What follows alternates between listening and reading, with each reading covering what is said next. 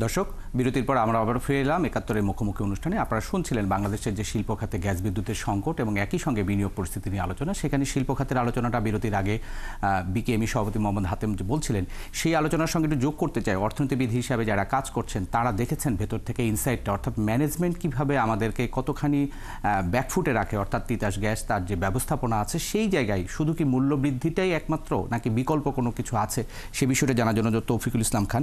আমরা আসলে কি এই মূল্য বৃদ্ধি ঘনে ঘনে করছি, চলছে, কখনো বলা হয় নিরবিচ্ছিন্ন দেওয়া হবে, কখনো বলা আন্তর্জাতিক বাজারে দাম বাড়ছে, এটাই কি একমাত্র সমাধান নাকি আসলে আমাদের অল্টারনেটিভ চিন্তাটা দিকে আমরা কখনো নজর দিয়েছি?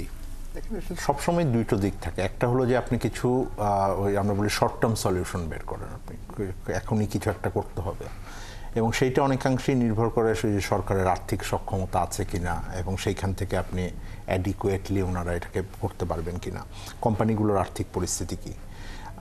কিছুটা মধ্যমেয়াদী যেই পরিকল্পনাটা থাকা দরকার, তার ভিতরে দুটো জিনিস খুব গুরুত্বপূর্ণ। একটা হলো যেটা হাতেম ভাই বলছিলেন বিরতির আগে, সেটা হলো যে আমাদের সিস্টেম লস অনেক আছে।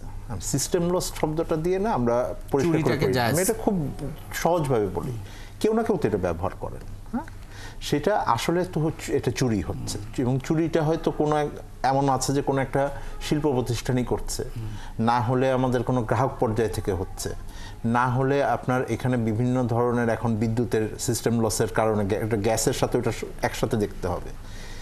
এই পরিস্থিতিতে কারা লাভবান হচ্ছেন? কোনো না কোনো ব্যবসায়ী কিন্তু এটা হয়তো লাভবান হচ্ছে, কেউ এটা গোষ্ঠী লাভবান হচ্ছেন, এবং সরকারি কিছু কর্মকর্তা এটা জানেন কিভাবে পাচ্ছেন যারা, তা ওনারা এটা ঘুষ টুস নিয়ে এটাকে চালাচ্ছেন। এইটার ব্যাপারে মনোযোগ নাই, এটার ব্যাপারে কোনো সলিউশন আপনি পাবেন না। দ্বিতীয় যেটা আছে সেটা হলো যে আমাদের আলটিমেটলি আমার দেশের ভিতর থেকে যদি আমি গ্যাস উৎপাদন করতে না পারি, তাহলে শুধুমাত্র আমদানি পর্যায়ে থেকে থাকলে এই পরিস্থিতির উন্নতি হবে না, এটা হলো স্পষ্ট। কিন্তু এখন সেটার কোনো সহজ দ্রুত সমাধান না। এখন তো বিশ্ববাজারের দামটা বাড়তি না বরঞ্চ পড়তির দিকে, তখন আমরা কেন দাম বাড়াচ্ছি? এখন আমি আপনাকে সাথে আসছি, সেটা হলো যে আপনি যখন এই পুরো আলোচনাটা করছেন, যখন শুনানি হয়েছে, আসলে তো এটার একটা আইনের ভিতরে ছিল, বিআরসি একটা শুনানি হবে এবং কমিশন এটা শুনানি করে এটার ভিতরে যৌক্তিকভাবে সকল পক্ষের কথা শুনে তাদের আসলে অনেক ট্রান্সপারেন্ট হওয়ার কথা ছিল। এবং আপনার মনে আছে কিনা আমি দর্শকদেরও স্মরণ করাই দিব যে গত আওয়ামী লীগ সরকার যখন শেষের দিকে এসে কি করলেন, ওই একটা অধ্যাদেশ দিয়ে এই পুরো প্রক্রিয়াকেই বন্ধ করে দিয়ে বললেন যে শুধুমাত্র নির্বাহী আদেশে এটা করে ফেলবে, স্বচ্ছতা জবাবদিহিতার পুরো চ্যাপ্টারই ক্লোজ। হ্যাঁ, তেলের দাম তো কোনোদিনই এটার ভিতরে আসে নাই।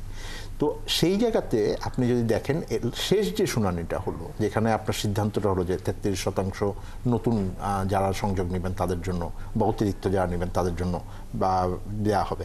এখন প্রশ্নটা হলো এইটার যে আর্থিক হিসাবটা আমি যতটুকু জানি সেটা খুব পরিষ্কার করে সামনে আনা হয় নাই, কারণ দিন শেষে আপনাকে এই আর্থিক হিসাবটা সম্পূর্ণভাবে পরিষ্কার করে সামনে আনতে হবে। যেটা তো বিগত সরকার আমলে এই প্রশ্নটাই ছিল যে দাম বাড়ানো যে যুক্তিতে করা হচ্ছে সেটা আসলে বিপিসি বা সরকারের যে জ্বালানি ইনপুটকারী যে সংস্থাগুলো যা বলছে সেটা আসলে তাদের অডিট, তাদের ফাইন্যান্সিয়াল স্টেটমেন্টগুলো কি যৌক্তিক দিচ্ছে কিনা সেই আলোচনা, জাজমেন্টটাই পরিষ্কার করে যখন জাজমেন্ট করা হচ্ছে, আপনাকে যখন জাজমেন্ট দেওয়া হচ্ছে, একটা হলো কোম্পানিগুলো বলছে না, আবার ধরেন ব্যবসায়ী প্রতিষ্ঠান থেকে বলছে, আবার ভোক্তা অধিকার থেকেও রিপ্রেজেন্টেটিভ ওখানে বলেছেন, শুনানি আপনি করছেন, খুব ভালো লাগছে। কিন্তু তিনটা পক্ষই যদি আমি প্রধান ধরি, এই তিন পক্ষের কথার ভিতরে কিন্তু অনেক বড় বড় পার্থক্য আছে। যখন আপনি জাজমেন্ট দিবেন তখন কমিশনের কিন্তু আসলে খুব পরিষ্কার করা উচিত যে ওনারা অ্যাকচুয়ালি কি পেলেন এবং কার কথা সত্যি। হাতেম ভাইয়ের কথা বিশ্বাস করতে হবে এমন তো কোনো কথা নেই, কমিশনের ট্রুথ বলবেন, কিন্তু কমিশনের সেই হিসাবের ভিতরে স্বচ্ছতা নাই, এবং তারা কি দামে প্রজেকশন করছেন যে গ্যাসের দাম সামনে কি প্রজেকশন হবে, এবং সে কারণে আমরা তো আমদানি করছি সেইটা কত অংশ আসছে, সেই ক্যালকুলেশনগুলো পরিষ্কার করা উচিত। এখন বিশ্ব পরিস্থিতি যা আছে তাতে ধরেন জ্বালানির দাম কমলো, এখন ওনারা যদি আমি জাজমেন্টে জানতাম যে ওনাদের প্রজেকশন এটা কমছে, আবার আমার বিনিময় হারে আমার টাকাও একটু দুর্বল হয়েছে, তো কী ধরনের ক্যালকুলেশনগুলো করে উনি এই সিদ্ধান্ত উপনীত হয়েছেন এটার কিন্তু কোনো পরিষ্কার ধারণা নাই।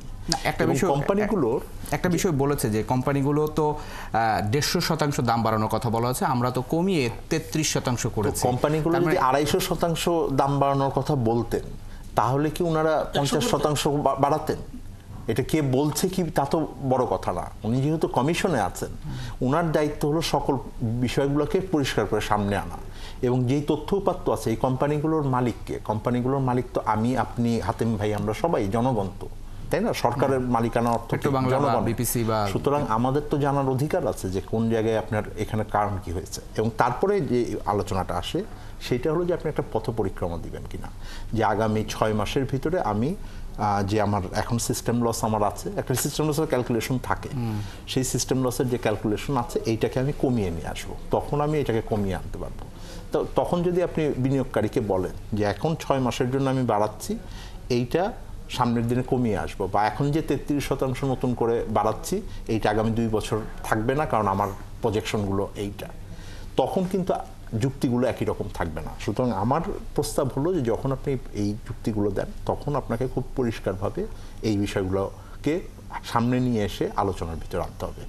বড় বিষয় হলো দিন শেষে যেটা, সেটা হলো যে IMF-এর একটা চাপ আছে। আপনি ভর্তুকি কমানোর জন্য আমাদের যে ঋণের শর্ত আছে এটার সাথে অর্থনীতির আরও 5টা জিনিস জড়িত। সুতরাং সেইখানে একটা চাপ আছে যে আপনি ভর্তুকি কমাবেন। আমাদের এখন জ্বালানি তেলে ভর্তুকি নাই, আমাদের কৃষিতে এখন ভর্তুকি খুবই নগণ্য আছে, আমাদের মেজর ভর্তুকি আছে হলো এখন বিদ্যুৎ ও জ্বালানি খাত। সুতরাং বিদ্যুৎ ও জ্বালানি খাতের ভর্তুকি ব্যবস্থাপনা সম্পর্কে একটা সিদ্ধান্ত নিতে হবে। সেই সিদ্ধান্তের দুটো বিষয় খুবই গুরুত্বপূর্ণ। একটা হলো যে আমার বিদ্যুতের দামের ক্ষেত্রে আমি তেল দিয়ে যদি উৎপাদন করি আমার খরচ বেশি পড়বে, আমি গ্যাস দিয়ে করতে পারলে কম পড়বে। কিন্তু বড় প্রশ্ন যেটা এখনো থাকে সেটা হলো এই ভর্তুকির সাথে একটা বড় বিষয় হলো যে আমরা যে ক্যাপাসিটি চার্জ দিচ্ছি সেই ব্যাপারে আমি জাস্ট দুটো বাক্য বলে শেষ করি। সেটা হলো এইটা নিয়ে অনেক আলোচনা হয়েছে যে এই চুক্তিগুলো কেমন করে করা হলো, এই চুক্তিতে স্বচ্ছতা জবাবদিহিতা নাই, যে কোম্পানি বারবার রিনিউ করা হয়েছে তাকে আমি ক্যাপাসিটি চার্জ দিচ্ছি কিনা। তো সেই আলোচনাগুলো ব্যতি রেখে এবং সেইটার ব্যাপারে পরিকল্পনা কিছু না জেনে আসলে এই ধরনের সিদ্ধান্ত যদি সামনে আনেন তখন সকলের মধ্যে একটা অস্বস্তি থাকবে। এবং দিন শেষে আমি বলছি যে অর্থনীতির সূচক যেগুলো ইতিবাচক আমি বললাম কতদিন থাকবে কিনা এটা নির্ভর করবে কিন্তু বিনিয়োগের উপরে।